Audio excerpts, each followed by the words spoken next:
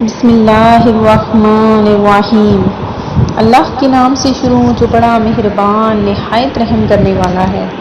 مون مزائک channel لایا آپ کے لیے شب بارات کا بہت ہی بابرکت اور بہت ہی خاص وظیفہ۔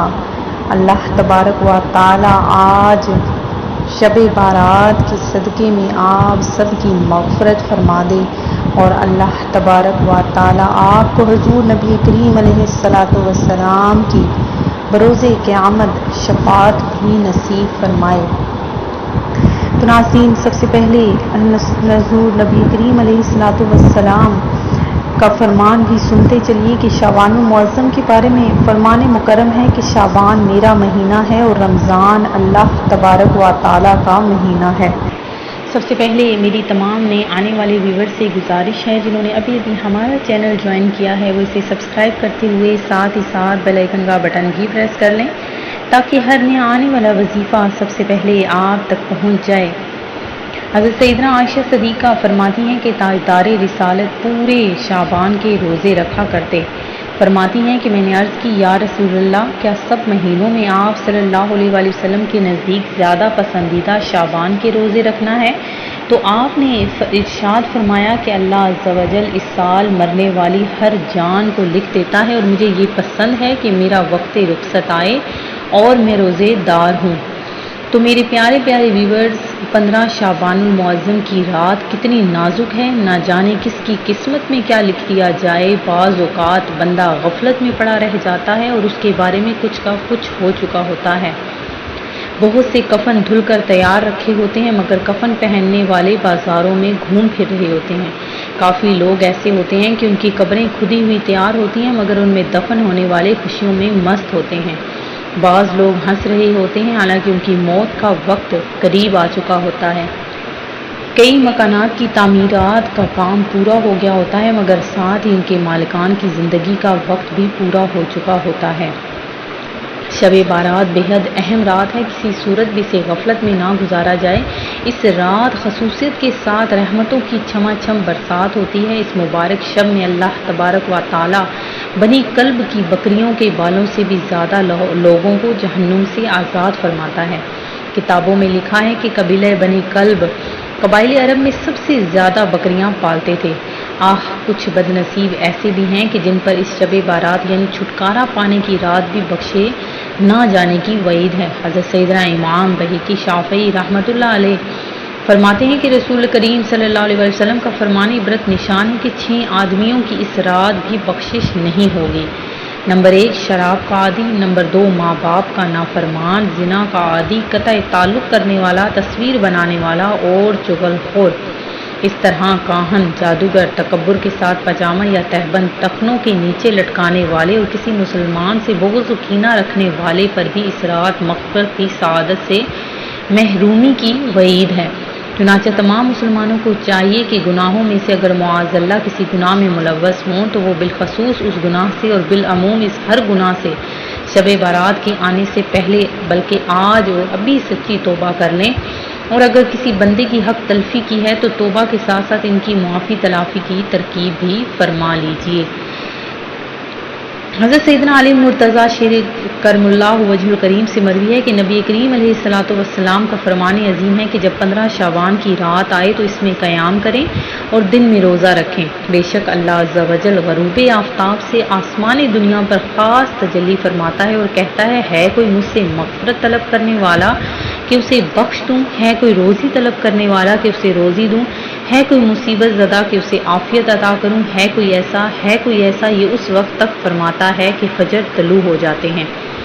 شب بارات میں اعمال نامے تبدیل ہوتے ہیں، لہٰذا ممکن ہو تو 14 شعبان المعظم کو بھی روزہ رکھ لیا جائے تاکہ اعمال نامے کی آخری دن بھی روزہ ہو۔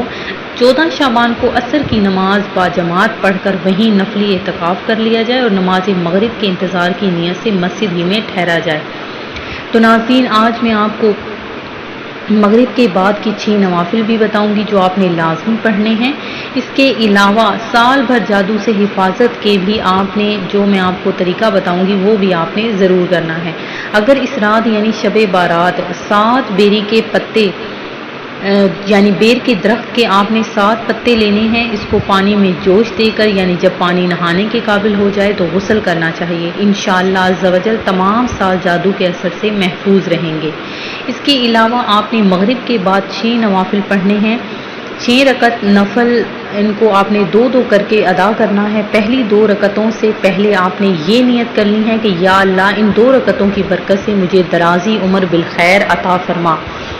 دوسری 2 رکعتوں میں یہ نیت فرمائے کہ یا اللہ عز و جل ان 2 رکعتوں کی برکت سے بلاؤں سے میری حفاظت فرما۔ تیسری 2 رکعتوں کے لیے یہ نیت کرے کہ یا اللہ ان 2 رکعتوں کی برکت سے مجھے اپنے سوا کسی کا محتاج نہ کر۔ تو ناظرین ان 6 رکعتوں میں سورہ فاتحہ کے بعد جو چاہیں وہ صورتیں پڑھ سکتے ہیں۔ بہتر ہے کہ ہر رکعت میں سورہ فاتحہ کے بعد 3 بار سورہ اخلاص پڑھ لیجئے۔ ہر 2 رکعت کے بعد 21 بار قل هو اللہ احد سورت یا 1 بار سورہ یاسین پڑھ لیجئے، بلکہ ہو سکے تو دونوں ہی پڑھ لیجئے۔ یہ آپ نے ہر 2 رکعت ختم ہونے کے بعد پڑھنے ہیں۔ یہ بھی ہو سکتا ہے کہ کوئی ایک اسلامی بھائی یا بہن بلند آواز سے یاسین شریف پڑھیں اور دوسری خاموشی سے خوب کان لگا کر سنیں۔ اس میں یہ بھی خیال رہے کہ دوسرا اس دوران زبان سے یاسین شریف بلکہ کچھ بھی نہ پڑھے۔ یہ مسئلہ خوب یاد رکھیے کہ جب قرآن کریم بلند آواز سے پڑھا جائے تو جو لوگ سننے کے لیے حاضر ہیں ان پر فرض عین ہے کہ چپ چاپ خوب کان لگا کر سنیں۔ انشاءاللہ رات شروع ہوتے ہی ثواب کا انبار لگ جائے گا۔ ہر بار یاسین شریف کے بعد دعائے نصف شعبان بھی پڑھیے جو آپ کو سامنے اسکرین پر نظر آ رہی ہے۔ تو ناظرین آپ نے یہ لازمی کرنا ہے، 6 نوافل ادا کرنے ہیں۔ اللہ تبارک و تعالی آپ کو اس کی برکتیں عطا فرمائے، آپ کو زیادہ سے زیادہ نوافل پڑھنے اور اس میں برکتیں ہی برکتیں ہیں، یہ آپ نے ضرور کرنا ہے۔ آسمان کے فرشتوں کے لیے 2 راتیں عید اور خوشی کی ہیں۔ نمبر 1 15 شعبان کی رات اور لیلۃ القدر کی رات۔ آج شب بارات ہے، دعاؤں میں ہمیں بھی آپ نے یاد رکھنا ہے۔ سب اسلامی بہنیں اور بھائی خوب ایصال ثواب کیجیے اور عبادت بھی کیجیے، اور کل کا روزہ بھی آپ نے لازمی رکھنا ہے۔ تو ناظرین میری آپ سب سے گزارش ہے کہ آپ نے یہ لازمی عمل کرنا ہے۔ تو ناظرین اس کے علاوہ آپ نے سورہ دخان پڑھنا بھی، سورہ دخان جو قرآن پاک کی صورت ہے اس کو بھی شب بارات میں پڑھنا بہت مستحب ہے۔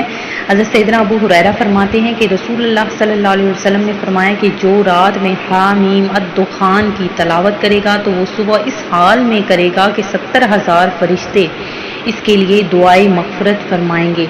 تو ناظرین آپ نے دعائے نصف شعبان بھی پڑھنا ہے، مغرب کے بعد 6 نوافل بھی ادا کرنے ہیں۔ اس کے علاوہ 14 رکعت نفل پڑھنے کی بھی بہت زیادہ فضیلت ہے کہ رسول اللہ صلی اللہ علیہ وسلم شب بارات میں 1 مرتبہ کھڑے ہوئے اور آپ صلی اللہ علیہ وسلم نے 14 رکعت نفل نماز ادا فرمائی۔ نماز سے فارغ ہونے کے بعد بیٹھ گئے، پھر آپ نے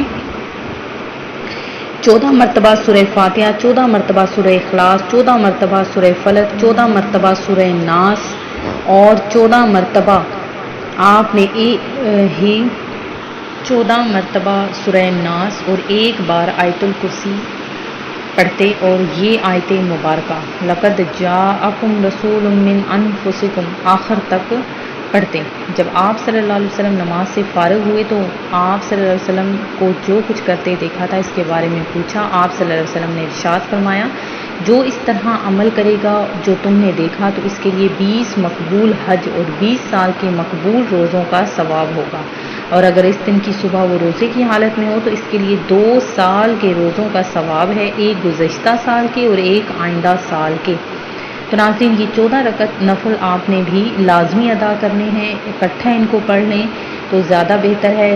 14 مرتبہ آپ نے سورہ فاتحہ، 14 مرتبہ سورہ اخلاص، 14 مرتبہ سورہ فلق، 14 مرتبہ سورہ ناس اور 1 بار آیت الکرسی، اور آپ نے یہ آیت مبارکہ پڑھنی ہے۔